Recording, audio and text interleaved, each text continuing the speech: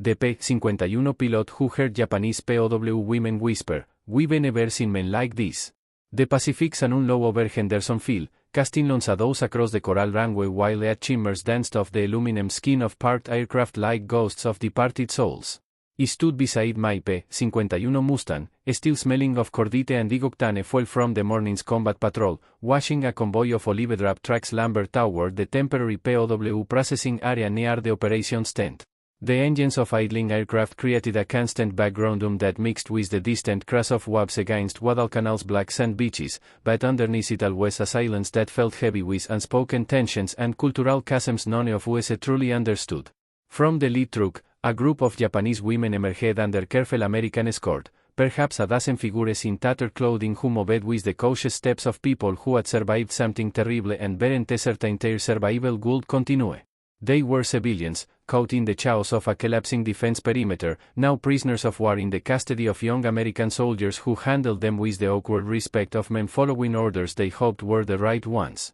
I found myself frozen in place, my post-flight checklist forgotten, watching this intersection of cultures that seemed impossible under any circumstances except war. The women huddled together, speaking in voices so low they were barely audible above the ambient noise of military operations, their words carrying across the still air in fragments that meant nothing to me but seemed to carry enormous weight for them. Then I heard one phrase, translated by Sergeant Nakamura, our Japanese-American interpreter, who stood close enough to catch their whispered conversation. They said, "We've never seen men like this." The words sounded in the tropical air like an echo that wouldn't fade, and in that moment I realized I was witnessing something that transcended military victory or defeat, a collision between human beings whose understanding of each other had been shaped by propaganda, fear, and assumptions that reality was about to shatter. None of us knew that those whispered words would stay with me for a lifetime. If you're here, stay with me. And subscribe, these memories won't survive many more years. To understand how we ended up in that moment, we need to go back to a farm in Iowa where a 12-year-old boy first heard the sound of an aircraft engine cutting through summer silence and looked up to see a Ford tri-motor banking over cornfields that stretched beyond the horizon. That boy was me, and from that instant forward, everything else in my life became a preparation for the day I would command such a machine. My father raised corn and soybeans with the methodical patience of a man who understood that some things couldn't be hurried, but my dreams moved at the speed of those aircraft I watched crossing our skies with increasing frequency as the world moved toward war. The local airport was nothing more than a grass strip and a corrugated metal hangar where barnstormers and male pilots would occasionally stop for fuel, but to my young eyes it might as well have been the gateway to heaven itself. The first time I actually touched an airplane, I was 16 years old and working part-time at that same airfield, pumping gas and cleaning windscreens in exchange for the occasional ride with pilots who understood what it meant to dream of wings. The aircraft was a paper cap, yellow fabric over steel tubing that seemed impossibly fragile to support human flight, but when the pilot, a crab-dusted Ahmed Jimmy Morrison who wore his aviator sunglasses like a badge of honor, invited me into the passenger seat, I discovered that fragility was an illusion. The cab lifted off the grass with the confidence of a bird, carrying us over farms and forests that suddenly seemed small and manageable from altitude. Flying wasn't used transportation, I realized it was perspective, the ability to see familiar things from angles that revealed their true relationships to each other. High school passed in a blur of textbooks and part-time jobs, all of it secondary to the growing certainty that my future lay somewhere above the ground. When the Army Air Corps announced its aviation cadet program in 1941, I enlisted before the ink was dry on my high school diploma, driven by patriotic duty but motivated even more by the promise of training on aircraft that made Jimmy Morrison's cab look like a toy. The Japanese attack on Pearl Harbor came while he was still in primary flight training, and suddenly the romantic notion of military aviation became something urgent and deadly serious. We weren't used learning to fly. We were preparing to fight an enemy that had demonstrated capabilities most of us had never imagined possible. Advanced training brought me to my first P-51 Mustang, and the moment I saw her sitting on the ramp at Randolph-Field in Texas, I understood that everything before had been preparation for this encounter.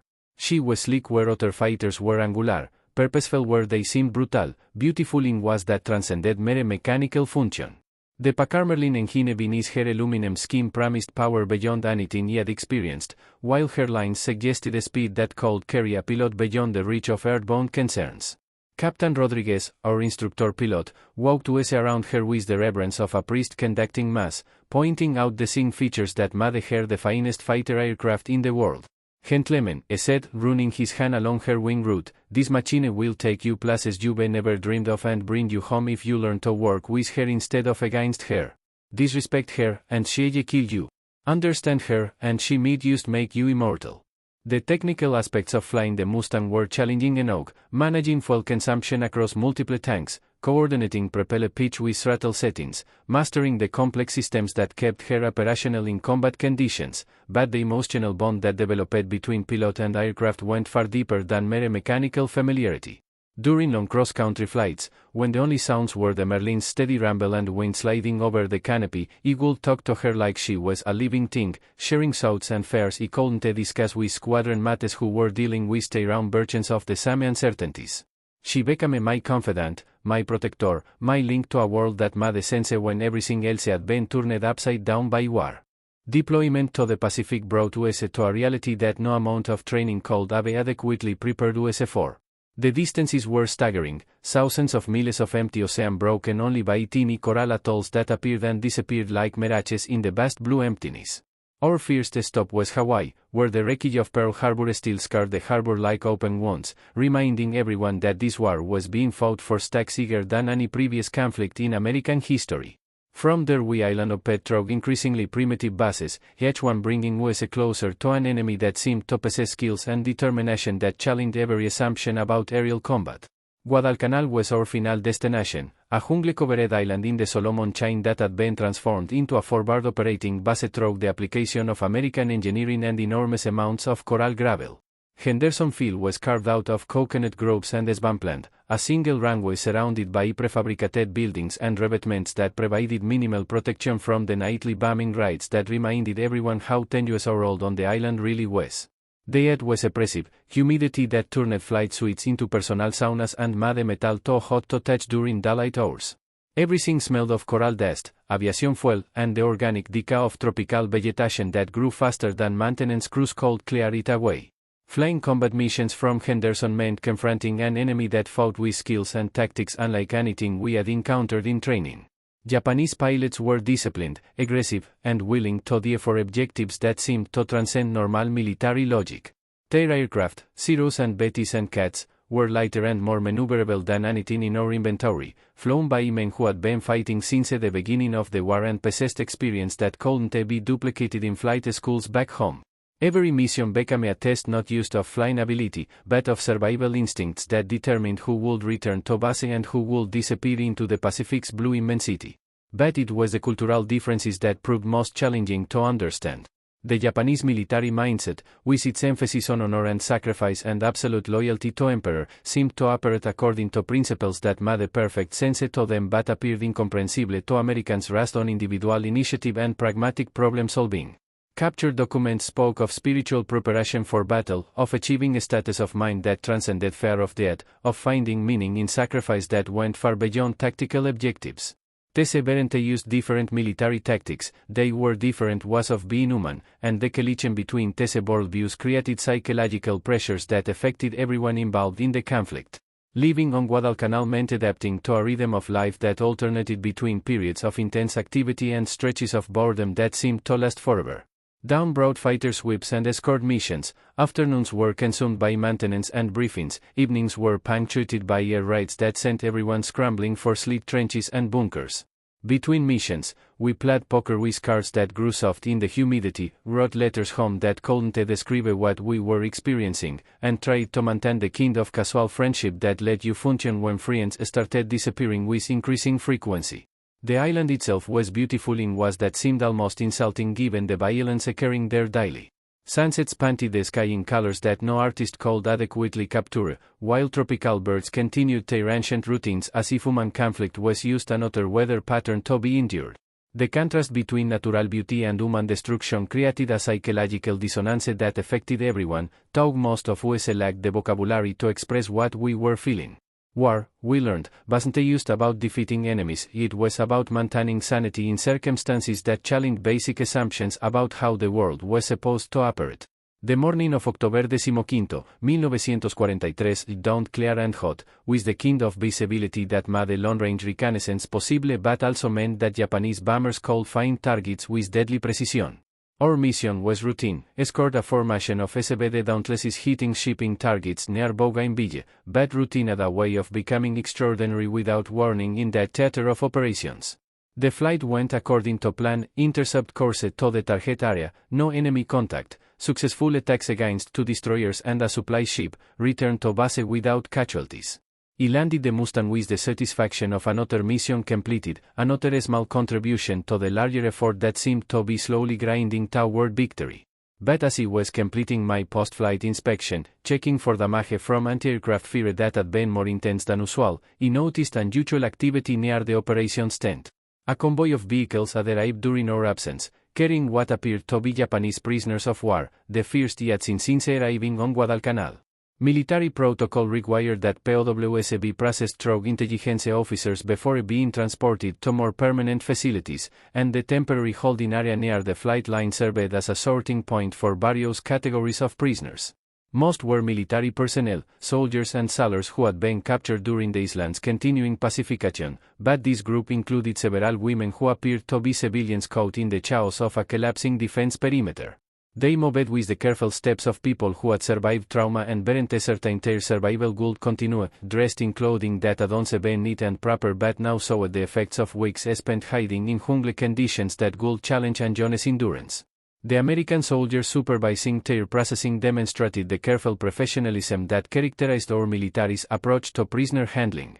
No violence, no verbal abuse, no behavior that would violate the Geneva Conventions or reflect poorly on American military discipline.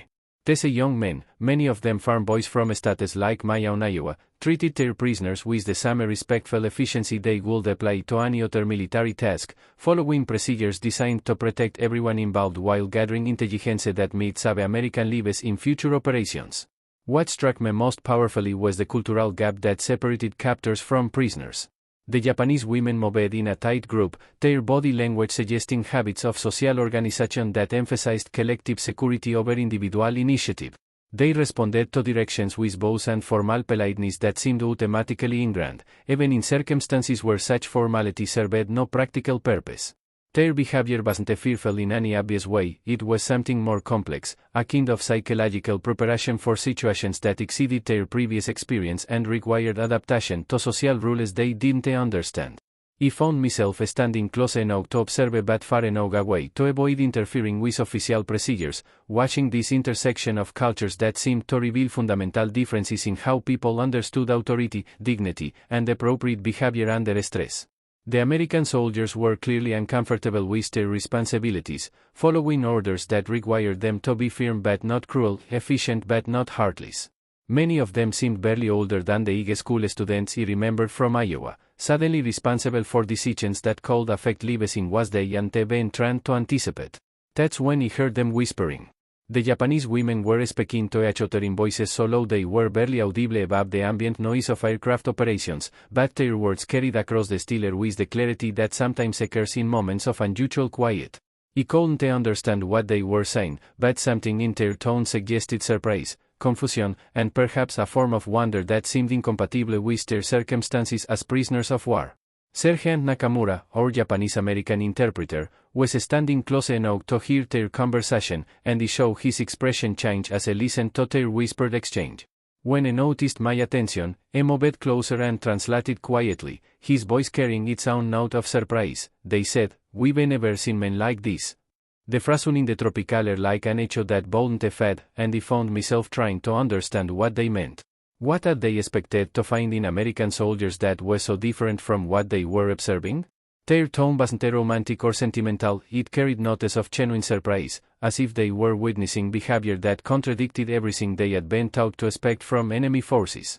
Sergeant Nakamura, perhaps sensing my confusion, offered additional context in the careful voice of a man translating concepts that didn't transfer easily between languages. They were surprised by how young the soldiers look, he explained. And how polite they are. They expected something different. He paused, listening to additional whispered comments. One of them said the Americans handled them like they would handle their own grandmothers. Says never seen conquerors behave this way. That explanation opened a window into cultural assumptions he had never considered. The Japanese military tradition emphasized concepts of honor and shame that created specific expectations about how victorious armies should behave toward defeated enemies. Conquest was supposed to involve domination, demonstration of superiority, public acknowledgement of the victor's power over the vanquished. But these American farm boys were treating their prisoners with the same careful respect they would show to elderly relatives back home, following procedures designed to maintain dignity rather than demonstrate dominance. The women had been conditioned to expect brutality, humiliation, and worse from enemy soldiers who had defeated their forces and captured their territory. Japanese propaganda had painted Americans as barbarians motivated by racial hatred and cultural superiority, men who would take revenge for Pearl Harbor by inflicting suffering on any Japanese who fell into their hands. Instead, they were encountering teenagers from rural America who offered water when they looked zesty and provided shade when the sun became too intense. This wasn't the calculated kindness of a propaganda operation designed to win hearts and minds, it was the automatic courtesy that American mothers had drilled into their sons during childhood spent learning that you treated everyone, regardless of circumstances, with basic human decency. These soldiers weren't following orders to be polite, they were being polite because they didn't know how to be anything else, even toward enemies who had been shooting at their friends just days before. Standing there in the Pacific yet, watching this collision between cultural expectations and American reality, he began to understand something profound about the war we were fighting. It wasn't just a conflict between military forces or competing political systems, it was a confrontation between entire worldviews, different ways of understanding what it meant to be human in relationship to power, authority, and social responsibility. The Japanese women had been raised in a society that emphasized hierarchy, discipline, and collective obligation, where individual desires were subordinated to group needs and where authority was exercised through formal structures that everyone understood and accepted. They had been taught to expect that victorious enemies would impose their own version of this hierarchy, asserting dominance through this place of power that left no doubt about who had won and who had lost. But American society operated according to different principles, emphasizing individual dignity and personal autonomy in ways that created informal social structures based more on mutual respect than formal authority. Our young soldiers treated prisoners politely not because they had been ordered to do so, but because treating people politely was what they had learned to do automatically in their daily interactions with neighbors, family members, and strangers back home. This cultural difference created a psychological dissonance that went far beyond military defeat or political surrender. The women were being forced to confront evidence that their understanding of human nature had been incomplete, that there were ways of organizing society and exercising power that didn't match what they had been taught to expect. Their whispered amazement wasn't just about American military efficiency, it was about discovering that enemies could behave with kindness even toward those they had every right to treat harshly. The processing continued with the methodical efficiency that characterized all American military operations, but I found myself watching the women's faces as they gradually adapted to circumstances that challenged their fundamental assumptions about how the world worked. There was something deeply moving about their careful observation of everything around them, as if they were trying to understand not just immediate procedures but larger principles that might explain how Americans had become the kind of people they were encountering. Their surprise wasn't naive or sentimental, it was the product of intelligent minds trying to reconcile propaganda-generated expectations with evidence that contradicted everything they had been told about American character and motivations. They had been prepared for hatred, violence, and racial superiority, but they were experiencing patience, courtesy, and what seemed to be genuine concern for their welfare as human beings caught in circumstances beyond their control.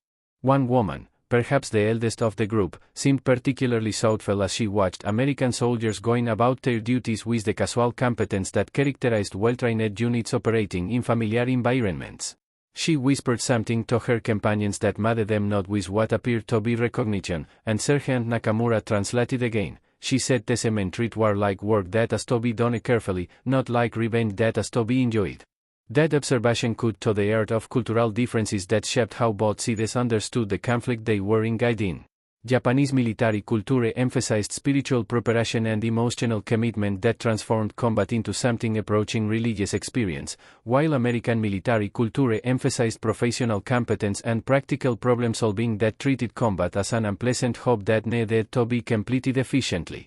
Neither approach was superior to the other, they were simply different ways of organizing human psychology to cope with the demands of warfare. But the collision between these approaches created misunderstandings that went far beyond tactical differences, touching on fundamental questions about what motivated people to fight and what they hoped to achieve through victory. As the day progressed and the POW processing continued, I found myself thinking about the broader implications of what I was witnessing. These women represented millions of Japanese civilians who had been conditioned to expect the worst from American occupation, people whose cooperation would be essential for any lasting peace in the Pacific. Their discovery that Americans could be trusted to behave decently might serve as a foundation for post-war reconstruction that would benefit everyone involved in the conflict. But there was also something troubling about the revelation that propaganda had been so effective in shaping Japanese expectations about American character. If intelligent, observant people could be so thoroughly misinformed about the basic humanity of their enemies, what other misunderstandings were complicating efforts to find solutions that might end the war without total destruction of Japanese society? The whispered phrase, "We've never seen men like this," stayed with me through the remaining months of my Pacific service and followed me home to Iowa when the war finally ended. It became a reminder that cultural differences could create barriers to understanding that went far deeper than language or tactical doctrine, affecting the most basic assumptions about human nature and social organization. Years later, when declassified documents revealed the extent to which both sides had used propaganda to dehumanize their enemies, I understood more fully what those women had experienced during their first encounter with American soldiers. They had been systematically prepared to expect monsters and had discovered ordinary young men doing their jobs with the same careful competence they might apply to any other task requiring attention to detail. That discovery didn't diminish the reality of war or minimize the genuine conflicts that had made fighting necessary, but it suggested that peace might be possible if people on both sides could overcome the fear and hatred that propaganda had worked so hard to create. The woman's whispered amazement represented a small crack in the wall of misunderstanding that separated former enemies, evidence that human decency could transcend political boundaries if given the opportunity to operate. The P-51 Mustang that carried me through those Pacific missions became more than just a fighting machine. She was my link to home, my reminder that American values could survive even the most challenging circumstances if people remained committed to preserving what made them worth defending in the first place. Flying her required technical competence, tactical awareness, and physical courage, but it also demanded the kind of moral clarity that let you distinguish between necessary violence and gratuitous cruelty. If this memory reached you, subscribe and tell me where you are watching from. These stories survive only if someone listens. The years have softened some memories while sharpening others, but the image of those Japanese women discovering that their enemies possessed unexpected humanity remains as clear today as it was that humid afternoon on Guadalcanal. War creates circumstances that test everything people believe about themselves and their opponents, but it also creates opportunities for understanding that might not exist under normal conditions. Sometimes the smallest voices stay with you the longest.